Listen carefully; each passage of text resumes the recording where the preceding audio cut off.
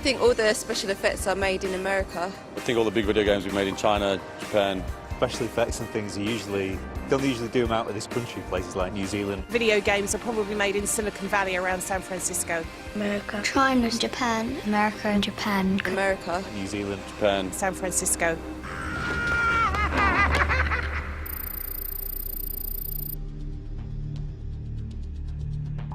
Now I think we've come an age where we can actually be proud of what we're doing because we are creating great content which is culturally, socially and economically important to this country.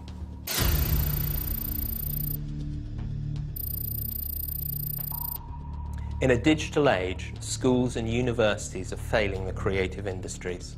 There are a few shining examples of best practice. What we want to try and do with this report is make those shining examples the norm. One such example of best practice is a primary school in Girvan on the west coast of Scotland, where pupils are learning a whole host of creative and technical skills whilst making their very own video games. I made the biker follow a path, but Kodu has to stay off that path so he doesn't bump into the biker. I've made a game with a factory with bikers coming out and then I'm a jet and I'm trying to reach that star.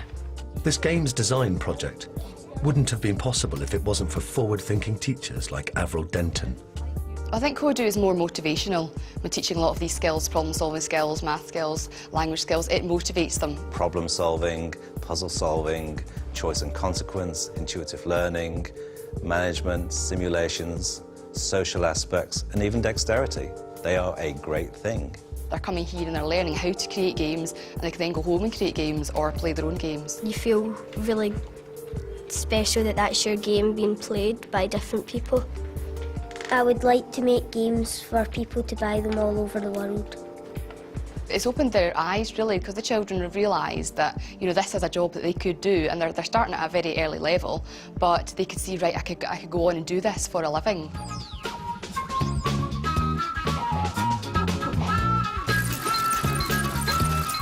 This is Sackboy. He's a familiar icon of the digital age to millions. He's the star of Little Big Planet, a game which enables anyone to create a world of their own. He sums up the creative power of video games, even for the youngest players. Little Big Planet has been recognised with countless industry awards, including several BAFTAs. Technical director Alex Evans and creative director Mark Healy put their success down to an eclectic mix of artists and programmers working side by side. Traditionally, you divide it into code, art and design. We decided that the more people we could hire who could do two things in those kind of categories, the better. So, I mean, you can program, but you're an artist. I can't draw, but I wish I could. And so there isn't really a sense of awareness that you're in different jobs. You have slightly different strengths. Alex's path into the games industry was something he pursued off his own back. He believes that if he'd had the opportunity to make the most of his passion in computing at school, it could have transformed his entire educational experience.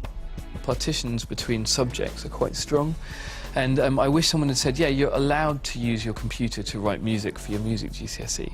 To me as a child that would have been awesome, because for me programming and learning graphics and all the stuff I ended up using in my industry was stuff I did at home away from school. Secondary schools don't seem very aware of this kind of thing at all. I mean, I think they're very like, you go and do English, you go and do history, like quite kind of traditional. It would have been helpful if I'd known that I could have taken my hobby to a different level at that point. I think they need to understand that you can do art and technical and be successful at the same time.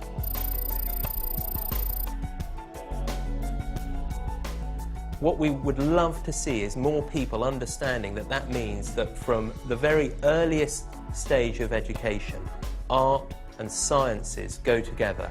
Group learning goes with that because that's part of how we work in industry. What we're trying to achieve with this report is to create a culture where that is understood, encouraged and incentivised right the way across the education system. An educational establishment steeped in tradition, Merchant Taylor's Independent School for Boys is famous for its high academic standards in subjects like classics and history. But the school recognises the importance of teaching programming to meet the needs of careers of the 21st century.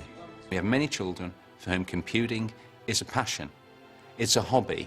It's as relevant to today's children as stamp collecting or chess was to a previous generation. If you look at the applications that have conquered the world in the last decade, Google, Facebook, Twitter, they've come from the combination of computer programming skills with creativity.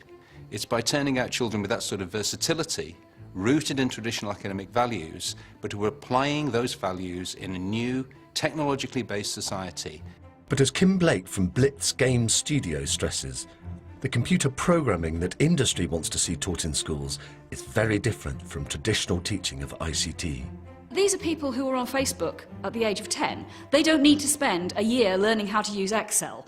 What they need are people who will teach them how to program, how to draw, how to use this technology really, really well. And that will give us the sort of creative brilliance that the UK is capable of.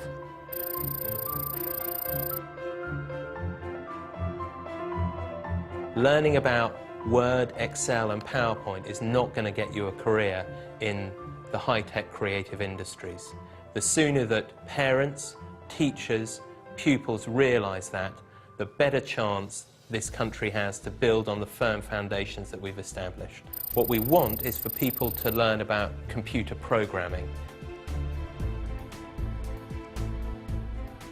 It's something that children absolutely enjoy, computer programming. It's a creative computing. They can build games, they can learn from playing games, they can make games together. It's a shared experience and something they can feel very proud of, and it prepares them for real life. I love programming a lot. I've started off with Scratch. What we learn at school gives us a general idea of what we will need to know for the future. The digital world is changing in front of our eyes. And with it, new careers are opening up, requiring new combinations of skills. It's that combination of art, which allows you to go beyond what is there, and maths, which helps you understand what is there, that is absolutely crucial.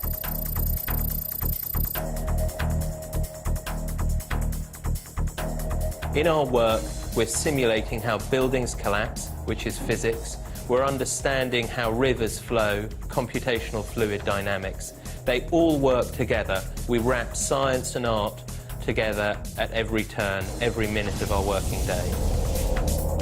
For our work on 2012, we were dealing with simulations, pyroclastic ash clouds sort of flooding into the scene, lava bombs crashing down, having huge impacts on the environment. But the technical skills behind those require, strong sort of maths. They require strong computer skills, and to make it all look good, once you've accomplished the technical tasks, you generally need to have a good eye. My dream graduate would be somebody with maths, physics and art. Sadly, there are very few of them.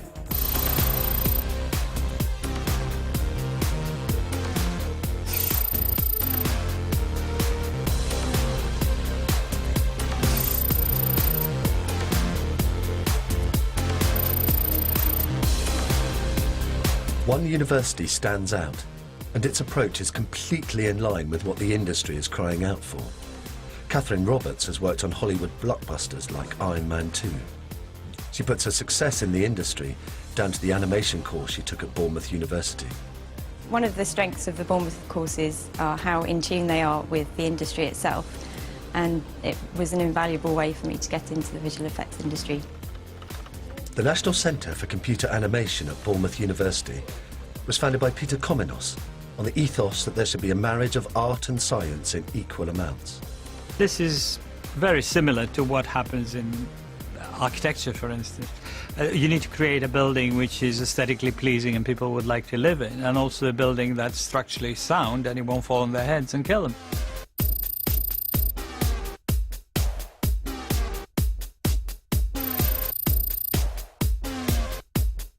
With the skills we give them, they're able to survive and thrive in both industries. Unfortunately, it seems Bournemouth is one of the very few higher education institutions that fully prepares its graduates for jobs in the industry.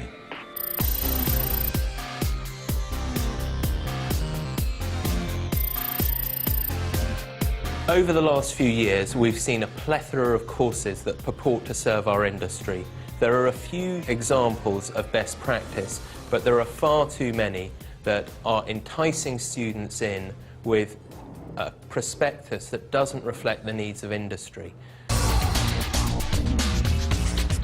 Dare to be Digital at Abertay University in Dundee and Gamer Camp at Birmingham City University are higher education initiatives aimed at addressing the needs of the industry.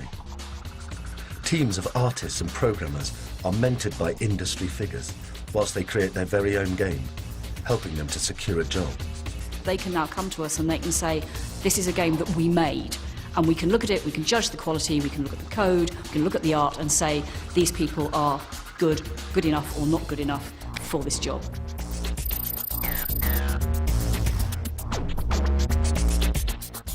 Some of the participants at Birmingham's Gamer Camp already have a university degree, but have come here to top up their skills to give them a better chance of getting a job. The course that I did at university isn't on the list of any of the universities that is accredited by skill set. If I had gone for the job that I would go for now, having not done this course, I would have been refused straight away on my portfolio because they're very specific in what they want for their portfolios.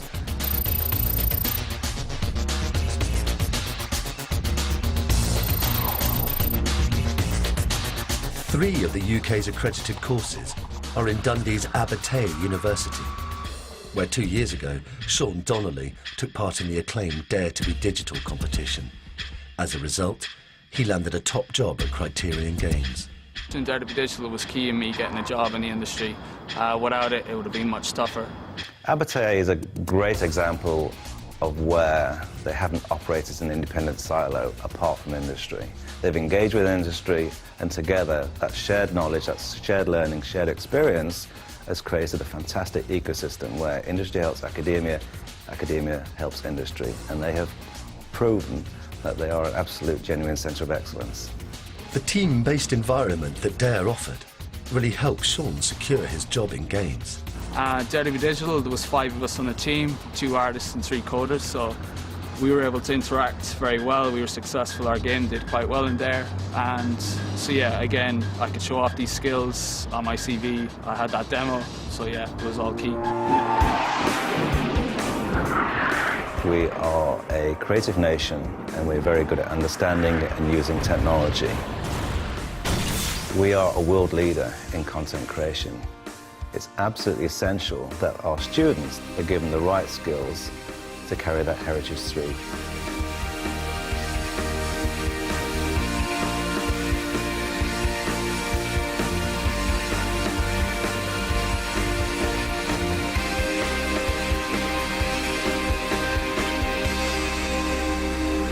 I'd like to be a game creator.